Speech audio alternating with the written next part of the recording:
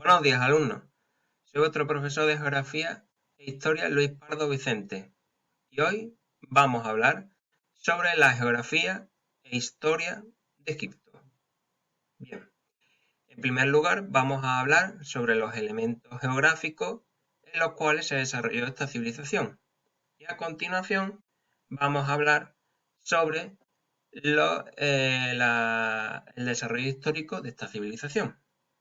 Bien, vamos a comenzar hablando sobre estos elementos sobre los cuales se desarrolló esta civilización, para que podáis ubicarla en el mapa y sepáis dónde se desarrolló, que eso es fundamental en la historia.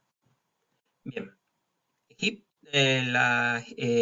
Egipto como región está delimitado por una serie de elementos geográficos, que os lo voy a enseñar en este mapa. Un mapa que yo he encontrado en internet para que vosotros podáis visualizar muy bien estos elementos. Por un lado, en el oeste, el desierto de Libia, que forma parte del desierto del Sáhara. Al norte, el mar Mediterráneo, donde se desemboca el río Nilo. El propio río Nilo, que va a jugar un papel vital en el desarrollo de esta civilización, en su evolución. Al sur, aunque no aparece, la región de Nubia, y al este Siria, aunque aquí pone desierto de Arabia, pero aquí al este está Siria. Bien, todos estos elementos, como podéis ver, configuran lo que es la región de Egipto. Bien. Ahora vamos a hablar sobre la importancia que tuvo el elemento más importante de todos estos, que era el río Nilo. Las crecidas que producía el río Nilo en una serie de determinadas épocas del año eran vitales para esta civilización, porque a partir de estas crecidas se producía a continuación un proceso de sedimentación, que lo indico aquí, es decir, un proceso mediante el cual se acumulan una serie de elementos orgánicos en la Tierra y a partir del cual se generaba una superficie que era como de color negro en la cual se podía desarrollar la actividad agrícola, que era fundamental para la sociedad del antiguo Egipto. Por lo tanto, podemos ver que el Nilo como elemento geográfico es un elemento trascendental para la evolución de esta civilización. Tuvo muchísima importancia para su evolución socioeconómica.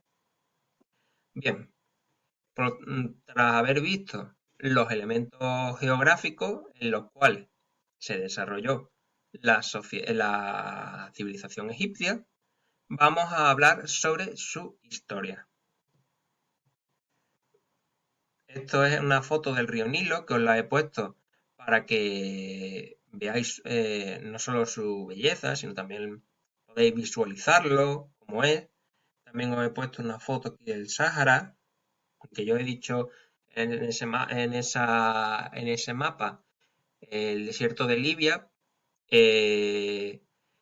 Lo que es Egipto está rodeado en su mayoría de desierto y el desierto es uno de los componentes de este marco geográfico en el que se desarrolló la civilización egipcia. Pasamos a hablar sobre la historia de Egipto. La historia del antiguo Egipto se divide en tres etapas: Imperio antiguo, Imperio medio, Imperio nuevo. Bien, entre estas etapas se produjeron unos periodos que se llaman periodos intermedios. Son unos periodos muy inestables desde un punto de vista político y social del antiguo Egipto, marcados por guerras civiles, periodo de mucha inestabilidad política en el que se sucedían numerosos faraones, para que pudierais entender esta cuestión con facilidad y que no os resultara difícil, yo os he puesto en esta diapositiva lo que son las principales etapas y simplemente os tenéis que quedar con estos tres periodos, ¿vale? Entonces, vamos a empezar hablando del Imperio Antiguo. El Imperio Antiguo empieza en el 3100 a.C. y acaba en el 2050 a.C. Este periodo se caracteriza porque durante esta fase histórica se desarrolla las bases políticas y sociales de la civilización egipcia. Durante este periodo, al faraón se le consideraba como un dios. Bueno, y durante gran parte de la historia egipcia se considera como un dios y controlaba el poder político y religioso. El poder religioso lo controlaba porque al ser considerado un dios, pues lógicamente controlaba el poder religioso. Bien. Posteriormente tenemos el Imperio Medio, que transcurre entre el 2050 y el 1580 a.C. Se caracteriza esta etapa porque el poder del faraón aumenta de forma considerable. Durante esta etapa, el marco territorial, es decir, los territorios que conformaban el Estado egipcio, el Reino de Egipto, se aumentó de forma considerable. Se realizaron conquistas, es decir, se ocupó el territorio. Lo voy a poner en el mapa que he puesto antes. El Egipto se expandió hacia el oeste, es decir, pasó a controlar esta zona del desierto de Libia, se expandió hacia el sur, hacia la región de Nubia, que os he comentado con anterioridad, y hacia el este. Se expandió también en dirección hacia Siria, decía, hacia esta zona. Por tanto, podemos ver que el Estado egipcio, el reino como tal, se expandió de forma considerable. Posteriormente, pasamos a hablar de la etapa más brillante de la historia del Antiguo Egipto, que es el Imperio Nuevo, que es la que más conocemos,